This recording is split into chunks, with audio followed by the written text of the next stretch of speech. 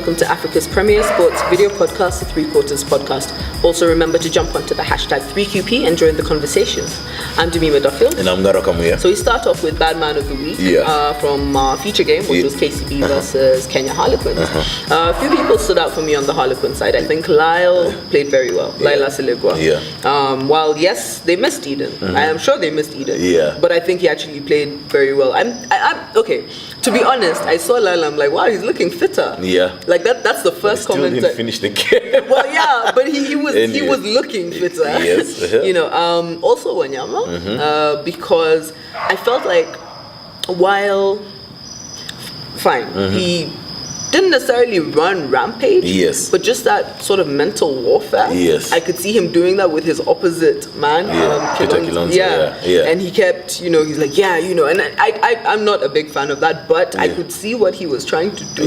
And I mean, it does kind of destabilize your opponent a little, even if it's not the player you're talking to, because Peter Kilonzo handled it very well. Like, he just looked down at the ground, we're not doing this. We are not doing this. So those are two standout players for me from the Kenya Harlequins team. On the KCB team, Samuel Lasati, I felt, played very well. Young number 9. I definitely noted his performance on the day. Michael Wanjala was another one, and Kilonzo was another one. But out of all of them, I would go with Michael Wanjala because, like I mentioned, in part 1, yes, guys, go watch part 1. KCB's game was very composed. And I think that starts when you set your platform, your forwards go down or whatever, and how that ball goes out, the ball distribution, where it goes, who it goes to. It wasn't just, ball out. No, you could tell he was thinking of what he was doing, and I've honestly enjoyed watching Michael Wanjala, maturing. Maturing into, the player that he is now. I felt more of the KCB forwards because they carried the ball to Queens to the point that they got Queens to break. And I think while I liked Oliver Mangeni, one thing I like about Oliver Mangeni when he's running, his ball carrying, is that his hands are always free. And therefore he's able to offload even if you take him down on a tackle. Curtis Lilago, there's another one, he's always very free. Or rather, he frees his hands so that he's able to make the offload. But I liked Davis Chenge's running lines, and it's evidenced by the try that he scored. I think his ball carrying was exceptional on the day, and because of the massive unit that he is, then any hit that Chenge makes is going to take a bit from you. Thanos. From the opposing side. So my bad man of the match was Davis Chenge. All right, well, very well done to both of them. Both exceptional players, I think, in most people's opinions. So we talk about the shorter version of the game. And now we're talking about Hong Kong and Singapore. Okay, for the ladies, it's only Hong Kong. We'll go through the men's list.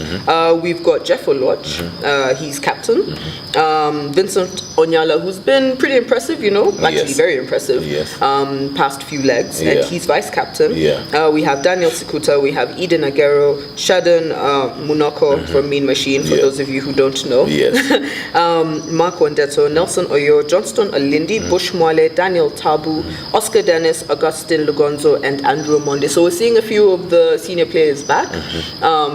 Maybe not one or two names that people were expecting. Your Collins and Jarrett. Your Oscar. Well, Oscar's not even around. But what do you think of this squad? It's a good squad. I mean, it's like you're saying that 2, 3, 4 experienced guys who are back: Augustine Lugonzo, Jeff Oluoch, Eden Agero, and Andrew Amonde, of course. So it's kind of what we've been talking about with the younger guys having been given the chance in the first 6 legs, then you fuse with the stalwarts, the guys who've been there for a hot minute. Then these guys are able to pass over some knowledge onto the new guys, and I think that's what has been lacking over the first 6 legs.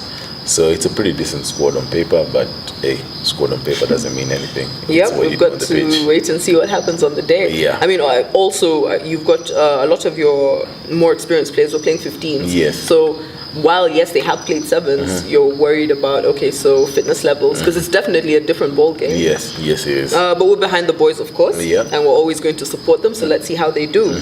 We've also got the ladies team going for the Hong Kong sevens, rather. Sorry, they always go as an invitational team. So we've got Philadelphia Orlando as captain. She's been captain for a while, very experienced player. You do not want her to be on the opposite side, but we've got Sheila Chajira, Sinaida Aura, Janet Okello, Janet Owino, Diana Owino, Cynthia Camilla, Grace Adiambo, Christabel Lindo, Sophia Ayeta, Stella Wafula, and Vivian Akumu. So that's a mixture of some of your younger players who have come through the ranks. We're missing of course your Doreen Remo, who's not played for a while, Celestine Masinde, who's also not played for a while. She took time off to actually do her masters, which is very commendable, I would say. It is commendable. But we wish the ladies all the best as well. You still have some senior names there. I mean, you said Phila is there, Snyder is there. Yeah, she's come through the ranks to become a very formidable player. Yeah, Janet is there. So should be an interesting one for the ladies also. I'm definitely looking forward to it. So now we move on to Barthes Cup. So our little babies, because that's what under 20s are for us. So our little babies. Games were actually moved from the Kenya Rugby Union to the KCB pitch because it was too dry. And we won't complain. We won't complain. It's fine.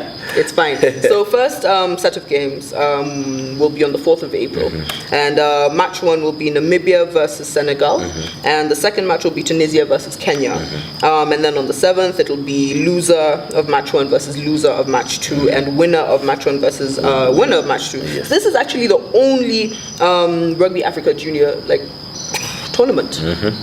It's unfortunate. It's the only one. It's the only one. So this is Pool A though. Yes, that's Pool A. The last time we had such a tournament was a JWRT. Oh, wow, that was a long time. 10 years now. That's 10 years ago. And there's only one thing I really hope. Remember, or rather, you hope that, well, granted, there's some people who put their hands up as these guys continue growing. But you honestly hope that the core of this group remains together and moves on to the Simbas. That's a conversation we had. I met Eric Kyoko, who was the captain of that JWRT team, and we were having a discussion about that team. Where did it go? And that is my fear. I only hope that there's not going to be a lot of attrition, because that happens a lot. You find that many of these guys are going to turn up for their country at under 20 level, and then as they grow older, because of either school or just it doesn't make sense to continue with rugby, they stop playing rugby. So I honestly, my hope is, well, I mean, granted we're going to be there, we're going to be backing our boys, or babies as you've called them. I just hope that there won't be attrition from this. I hope this team continues. Yes, I mean, because obviously people go to different high schools, and that's where most boys are learning rugby. In as much as, yes, we are developing grassroots a lot more, this is where the chemistry comes from. This is where the cohesion comes from. By the time you're in the senior team, you already know how the other man plays. It's not that you're learning each other all over again. So and you see, it actually boils down to, one of the biggest things that or comments that has been made is age grade development of all this. And we're not lacking, as you're saying. At that level, we're not lacking. There are very many people who are playing in high school. There are very many people who put their hands up for under 20. But then what happens after under 20? That's a problem. That's where the issue happens. And most, if not all the time, I think it boils down to management of the game at club level and at national level.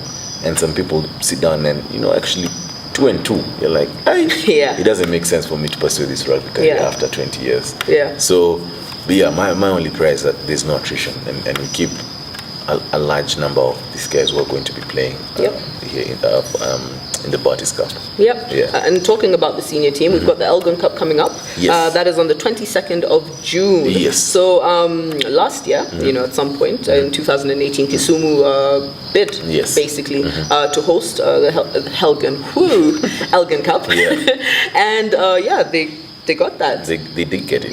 Which is really good. I think we're spreading the game. I mean, the Kenya Rugby Union had made the decision to take the tests of some of the international games to towns outside Nairobi, cities outside Nairobi, and I do agree with that, but we have to be very careful about where we take these games.